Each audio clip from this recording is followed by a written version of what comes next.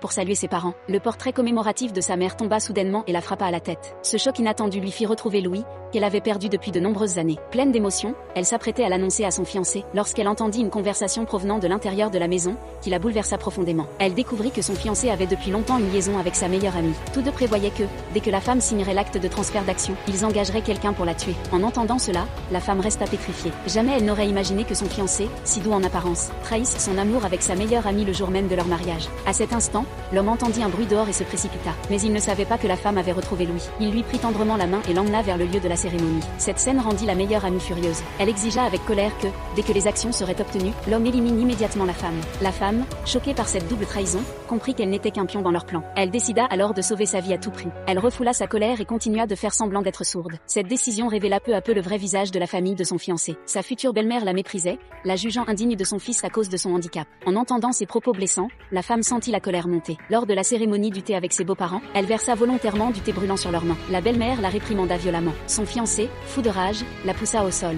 La meilleure amie intervint pour les calmer, leur rappelant que le plus important était de la faire signer l'acte de transfert. Le fiancé releva aussitôt la femme, prétendant qu'il ne convoitait pas sa fortune. Il affirma que si elle ne voulait pas signer, ce n'était pas grave. La femme, feignant l'innocence, signa immédiatement. La famille du fiancé exulta. Mais à la lecture de l'accord, l'officiant resta figé. La femme n'avait pas transféré ses parts à son fiancé, mais en avait fait don de la moitié à un centre d'accueil local. Le fiancé explosa de colère et exigea une explication. La femme expliqua qu'au fil des années, il s'était mis à dos de nombreux actionnaires. Elle avait donc préféré confier ses parts à une œuvre caritative, dans l'espoir qu'il accumule un peu de vertu. Quelques jours plus tard, l'homme convoqua une assemblée des actionnaires. Il annonça vouloir remplacer son épouse à la tête de l'entreprise. Personne ne s'y opposa. Soudain, un jeune homme entra dans la salle. Tous réalisèrent qu'il s'agissait du frère cadet de la femme, disparu depuis des années. Cette apparition bouleversa les plans de l'homme. Furieux, il rentra chez lui. Il devina que le retour du frère avait été orchestré par la femme. Son ressentiment envers elle s'intensifia encore. Il voulait la tuer. Heureusement, sa maîtresse intervint pour le calmer. Pour se venger des échecs que la femme lui avait infligés, il décida d'éliminer son frère. Il ordonna à son assistant d'appeler ce dernier, et de lui mentir en disant que sa sœur souhaitait le rencontrer dans une villa au sud de la ville. Puis il chargea son assistant de piéger la route, afin de provoquer un accident mortel. La femme, craignant pour la vie de son frère, se précipita dans la salle de bain pour l'appeler, sans savoir que celui-ci s'était allié à son fiancé. En réalité,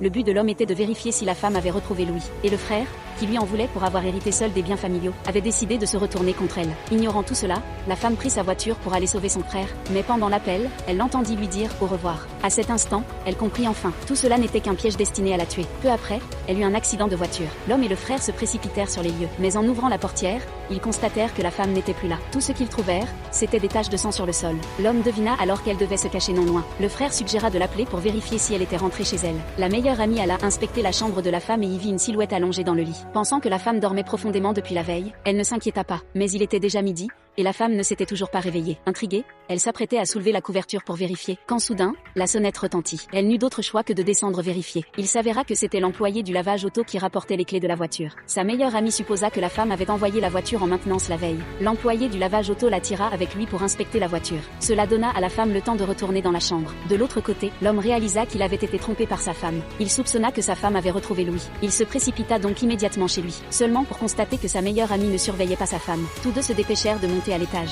De manière inattendue, sa femme venait tout juste de se réveiller. En voyant cela, l'homme devint encore plus soupçonneux. Après que les deux quittèrent la chambre, la femme révéla son autre bras blessé. Puis elle descendit. Lorsque sa meilleure amie vit que la femme portait des manches longues, elle se demanda si elle cachait délibérément quelque chose. La femme expliqua que ces manches longues étaient un cadeau de mariage de son mari. De plus, elle était restée à la maison tout le temps. Il n'y avait rien qu'elle devait cacher. À ce moment-là, son jeune frère arriva. La femme le serra joyeusement dans ses bras et le remercia. Il s'avéra que le jeune frère avait soudoyé le chauffeur à l'avance, ce qui avait sauvé la vie de sa sœur dans l'accident de voiture à l'instant. La femme savait que son jeune frère la détestait, mais le but de son retour cette fois était d'aider sa sœur à s'occuper de son mari. L'homme voulait toujours tester si sa femme était blessée. Il lui attrapa le bras de force. Même si quelques gouttes de sang apparurent, la femme continua d'insister pour jouer la comédie. Bientôt, le mari remarqua qu'elle semblait mal à l'aise et prévoyait de l'aider à se lever pour qu'elle puisse bouger un peu. L'atmosphère devint instantanément tendue. La femme fit exprès de renverser le plat dans la main de sa meilleure amie et fit passer la tache de sang sur son bras pour de l'huile pimentée. Ce n'est qu'ainsi qu'elle trompa son mari. Après cela, la femme retourna dans la chambre pour se changer. Son jeune frère partit également. L'homme prévoyait de tenir une assemblée des actionnaires 3 jours plus tard et de forcer la femme à transférer les actions restantes à son jeune frère. Il pourrait alors prendre le contrôle de l'entreprise.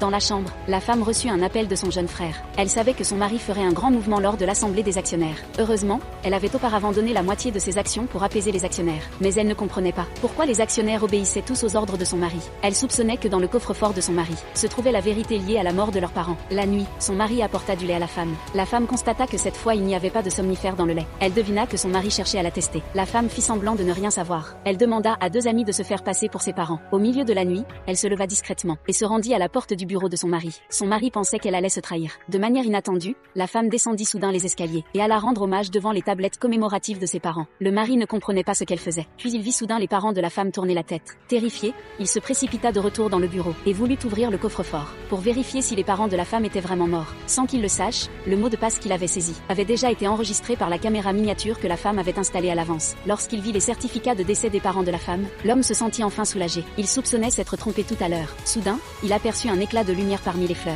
Il s'approcha lentement